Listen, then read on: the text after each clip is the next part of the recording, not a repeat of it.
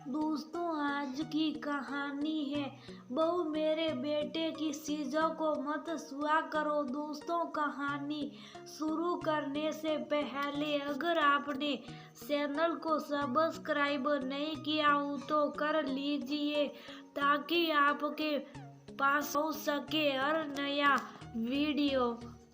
तुम्हारी हिम्मत कैसे हुई बिना मुझसे पूछे मेरे सामान को हाथ लगाने की?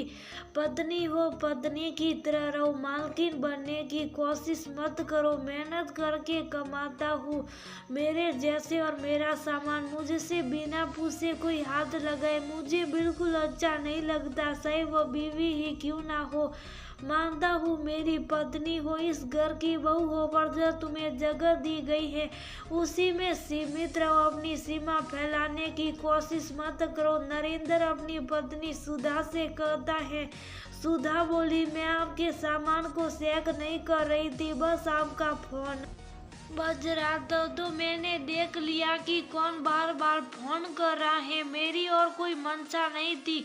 और आप ये बात क्यों कह रहे हैं कि मेरी सीमा तय की गई है? क्या मैं इस घर के सदस्य नहीं हो? क्या मुझे हर बार किसी और के निर्देश पर चलना होगा? इसका मतलब तो यही हुआ कि आपकी पत्नी और इस घर की बहू बनकर मैंने अपनी आजादी खो दी। उन दोनों की आवाज बाहर तक जा रही थी, तभी सुधार की सास कमला जी आई और बोली,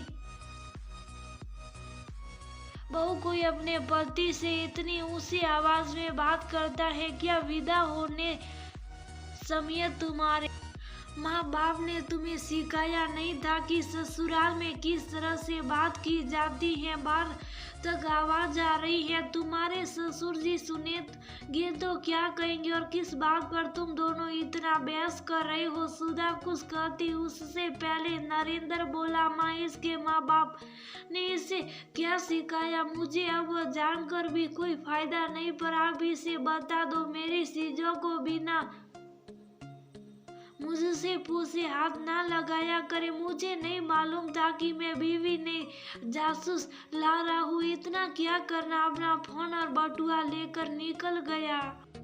कमला जी बोली, बहू मैं क्या सुन रही हूँ? तुम अपने पति की जासूसी करती हो? सी भला कोई औरत ऐसा कैसे कर सकती है?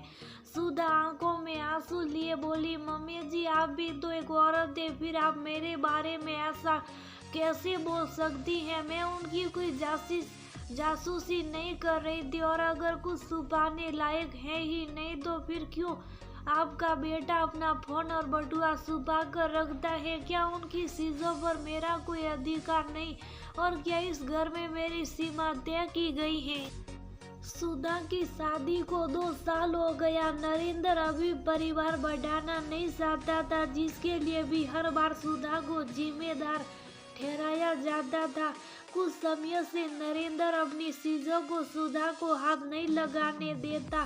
शादी के बाद तो सब ठीक रहा, पर कुछ समय से नरेंद्र सुधा को खीसा खीसा रहता था। वह पूछती कि अगर आपको मुझसे लगाव नहीं तो आपने मेरे साथ विवाह क्यों किया? नरेंद्र कहता, मुझे नहीं मालूम, पर अब किसी चीज में दिलचस्पी नहीं रही। सुधा ये सोच कर रह जाती कि थोड़ा समय देती हूँ इस रिश्ते को शायद ही सुधर जाए, पर कोई फायदा नहीं हो रहा था। समय बीत रहा था। एक रोज सुधा अपने कमरे की साफ सफाई करके रसोई की तरफ जा रही थी। कमला जी की नजर पड़ी और वह बोली, बहू अपना क्या हाल बना कर रखा है? कपड़ों पर गंदे लगे हुए हैं, बाल बिखरे हुए, और मेरे कमरे की साफ सफाई तक तो ठीक है, पर मुझसे बिना पूछे तुमने मेरे अलमारी की चाबी की जगह कोई क्यों बदल दी?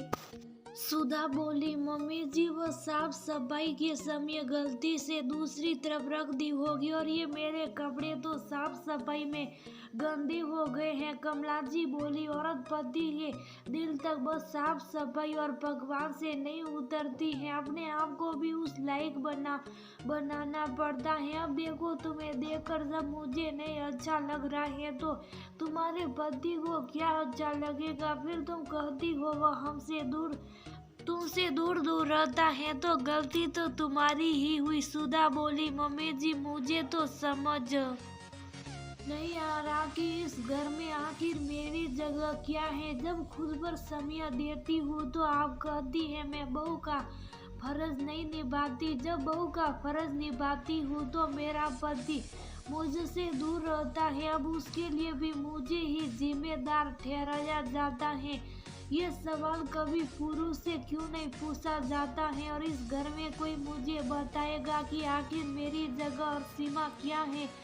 इतना कह कर हुए सुधा रोते हुए अपने कमरे में चली गई। तभी सुधा के ससुर जी कैलाश बाबू बोले, कमला, जब घर की बहू के आंखों में आंसू हो तो समझ लो कि घर में लक्ष्मी का वास नहीं होगा। जब हम बहू को ही खुश नहीं रख पा रहे तो क्या फायदा इस धन संपत्ति का? सही तो कह गई वो, क्या हर बात के लिए बहू ही जिम्मेदार है? अगर बहू के सामने तुम्हारी बेटी होती तो तुम दामाद पर सवाल उठाती, फिर यहाँ बहू के लिए तुम आवाज क्यों नहीं उठा पा रही हो? क्यों नहीं पूछती अपने बेटे से कि आखिर शादी के शुरुआती दिनों में वह बहुत खुश था, अब आखिर 6 महीने में ऐसा क्या हो गया कि वह पत्नी से दूर दूर रहता है? कमला जी बोली, आप भी हद करते हैं, अपने ही बेटे में कमी निकाल रहे हैं। अरे जब उसे पता है कि नरेंद्र को क्या चीज पसंद है तो फिर क्यों उसके खिलाफ जाकर काम करती हैं और क्यों उसकी जासूसी करती रहती हैं? कैलाश बाबू बोले, हद करती हो कमला, क्या ससुराल में बहू की इज्जत की कोई गारंटी नहीं है? तुम्हारा बेटा गलत करे तभी तुम्हें बहू में ही कमी नजर आती है। आँख खोल कर देखो, नरेंद्र में पिछले 6 महीने में कितना बदलाव आया है। वो हर वक्त हमसे नजरें चुराए रहता है और तुम हो कि अपनी बहू की सीमा तय कर रही हो कि वह पत्नी होकर अपनी पति के चीजों को हाथ नहीं लगा सकती। बहुत दुख हो रहा, जब एक औरत ही औरत की भावनाओं को नहीं समझेगी तो कोई भी दुनिया में औरतों की मदद नहीं कर सकता। इतना कहकर कैलाश बाबू वहां से चले गए। एक रात कमला जी भी सोच रही थी कि सच में शादी के बाद नरेंद्र बहुत खुश पता था, पर 6 महीने में ऐसा क्या हो गया जो बदला बदला लगता है, जो अपनी पत्नी के बिना कहीं आता जाता नहीं था, वो सीधे मुंह से बात तक नहीं करता। यही सब सोचकर कमला जी बैठी रहती, तभी नरेंद्र उधर से आया और बिना कुछ बोले अपने कमरे की तरफ जा रहा था। कमला जी बोली, बेटा नरेंद्र, एक पल तो माँ के पास बैठो, तुम्हारे पास तो हमारे लिए वक्त ही नहीं है। नरेंद्र बार बार अपने मुंह को ढक रहा था और वह न बैठने के बहाने बना रहा था। कमला जी उठकर उसके पास गई और वह सोकर बोली, नरेंद्र, तुम्हारी आंखें क्यों लाल है और दिए तुम्हारे कपड़े और मुंह से ऐसी बदबू क्यों आ रही है? इस पर तुम क्या नशा करते हो? नरेंद्र ने कमला जी को पीछे हटाया तो वह लड़खड़ा गई और पास में रखा टेबल गिरा तो सुधा कमरे से दौड़कर आई और कमला जी को संभालते हुए बोली, मम्मी जी आप ठीक तो हैं? आपको लगी तो नहीं? कमला जी की आंखें भर आई। नरेंद्र बोला, एक बीवी कम थी जो आप भी जासूसी करने लगी। हाँ, मैं पीता हूँ, नशा करता हूँ, पर अपने पैसों से करता हूँ, आपसे नहीं मांगता। आप अपने काम से मतलब रखिए। इतना कह लड़खड़ाता हुआ वो चला गया। कमला जी सुधा से बोली, बहू तुमने मुझे बताया क्यों नहीं कि ये नशा करता है? सुधा बोली, मम्मी जी पिछले 6 महीने से ये कभी कभी रात में देर से आते जब मैं सो चुकी होती हूँ और सुबह मुझसे बातें भी नहीं करते हैं। मैं पहली बार इन्हें इस हालत में देख रही हूँ और उन्हें बर्ताव के लिए तो मैंने कई बार आपसे चर्चा की है, पर आप हर बात मुझे ही अपनी सीमा दिखाई जाती थी। कमला जी बहू का हाथ पकड़कर बोली, बहू मुझे माफ कर दो, गलती मेरा बेटा कर रहा था और सवाल मैं तुमसे कर रही थी, पर अब ये नहीं होगा। कमला जी ने तुरंत कैलाश बाबू को सारी बात बताई। कैलाश बाबू बोले, अभी इस हालत में उससे बात करने से कोई फायदा नहीं है, कल सुबह उससे बात करेंगे। अगली सुबह जब नरेंद्र ऑफिस के लिए निकल रहा था। कैलाश बाबू बोले, नरेंद्र यहाँ आकर थोड़ी देर बैठो।